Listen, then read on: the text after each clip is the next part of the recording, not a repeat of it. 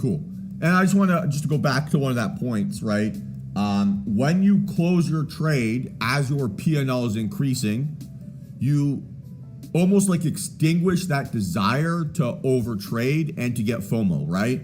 So you get FOMO when you see a number and then you give that back up and then you desire to want to get back to that number. So if you're up, $1,000 on a trade and then you give back 60% of that where you finish up the trade $400, now you're going to be sitting there thinking, hey, I need to make all this back. I want to get back to being $1,000 because that's what I deserve. That's where I was at, right?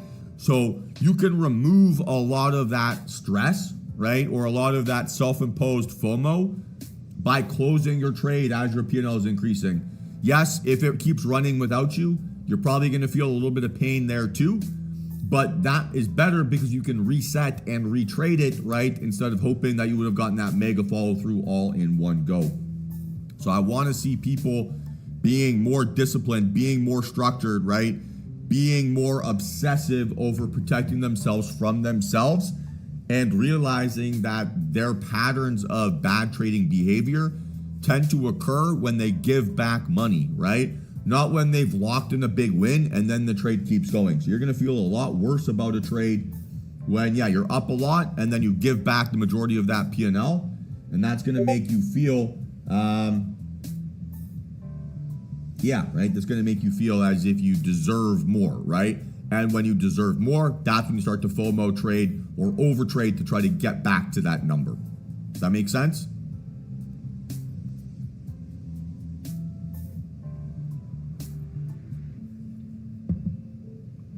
Again, I get what you're saying, Justin. When you win a lot and you want more and more, that's an element of greed, not an element of FOMO. So that would be a slightly different problem, right? But this idea,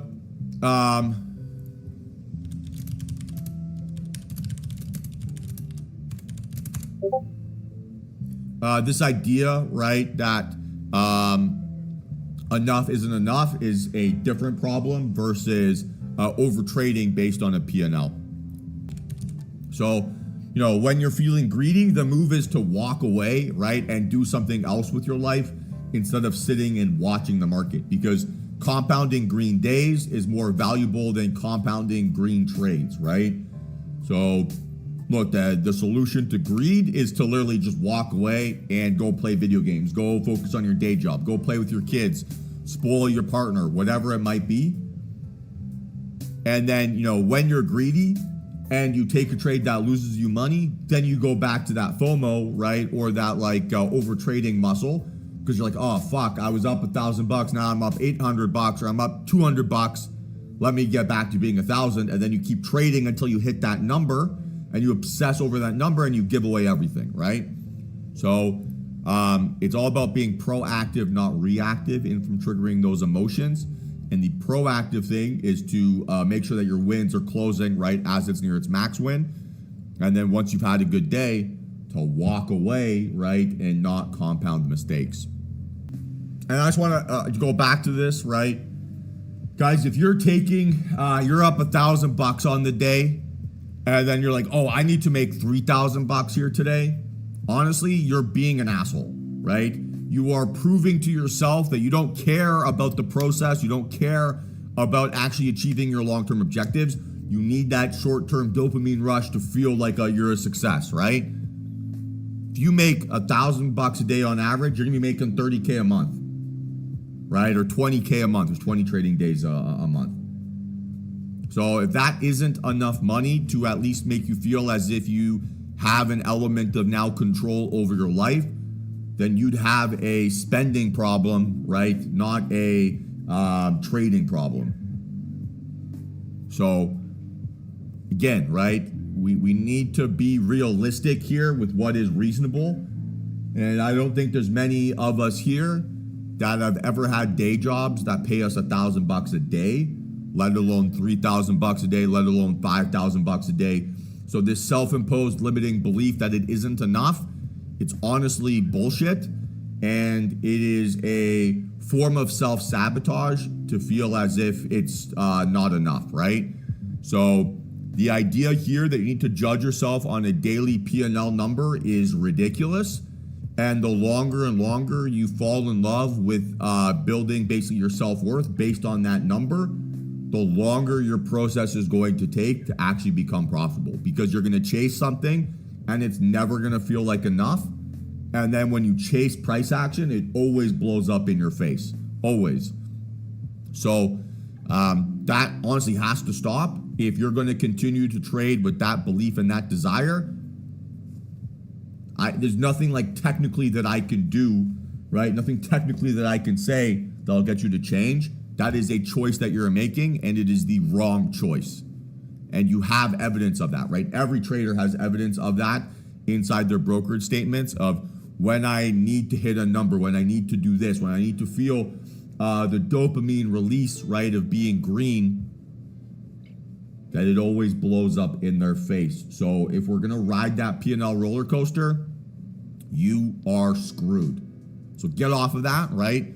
Judge yourself based on the quality of your decisions, not the quality of your P&L, and your P&L will very quickly be where you want it to be. But if you're judging your P&L on a day-to-day basis, then the quality of your decisions is going to degrade significantly, and you will lose everything, guaranteed. Understood?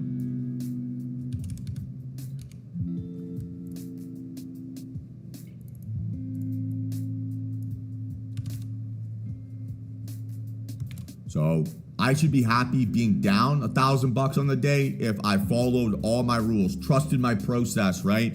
Did all the kind of criteria that makes me profitable long term. I should be just as happy being down $1,000 as I am being up $1,000, right? As long as I followed my process, because that is what scales. Chasing the number does not, and it always gets you in trouble. And there's nothing I can do, right? Or nothing I can say that will get you to change that. It is a choice that you make, and you need to make the right one. You have to get off of that P&L roller coaster. And you know who you are, guys. You know who you are, right? So if we're not going to be honest with ourselves over those desires, we are screwed. Like, the first thing we have to control as traders is our mind, right? And our expectations. And then the second thing we can control, right, when we have a good mindset, is we can start to control the quality of our decisions, right, without that P&L burden. And once we can trade without that self-imposed burden, we can actually start to make money, and we can start to compound, and we can start to scale. When we're trading with that burden and we're trading with that self-imposed limitation, we might have one good day, we might have two good days, but on day 3, day 4, we give away everything. So it has to stop, guys. It has to stop. I can't spend all my time talking people off the ledge, right? Simply because they're choosing to judge themselves on their P&L. It's simply not fair. Right? We judge ourselves from a P&L perspective on a week-to-week, month-to-month basis. We judge our trading on a day-to-day basis based on the quality of decisions that we make. And if we confuse the two, good luck, right? Good luck. That's why trading is difficult. It's because most people aren't willing to make that shift, and they're not willing to judge themselves and delay that gratification, right? They need the short term. Every day's got to be perfect. Every day's got to be perfect. And then the second it isn't, they set themselves up for failure. It's just as difficult or just as easy as it is to judge yourself based on your P&L, right? It's the exact same thing. It's just as easy. When you tell yourself it's difficult, when you tell yourself it's hard, when you tell yourself it's impossible, you then create a self-fulfilling prophecy, and it becomes that. So we have to choose the language we use to describe our problems. And when we use a language that indicates that we are the ones in control, right? Hey, I made this decision, I made that decision, here's what I can do better. Then you're putting yourself in a mindset of problem solving. And the more problems you solve, right, the more your P&L takes care of yourself, right? But when we put ourselves in that mindset, oh, I need this dollar, I need that dollar, I need this dollar, we're taking on a gambler's mindset and we're giving up our element of control. And when we give up that element of control, we're requiring luck, right, to basically give us the result that we want. And I don't think any of us trade here with a rabbit's foot in our pocket, right? None of us are. There's no such thing as a lucky trader. So stop expecting yourself to be that and reclaim control over your outcome.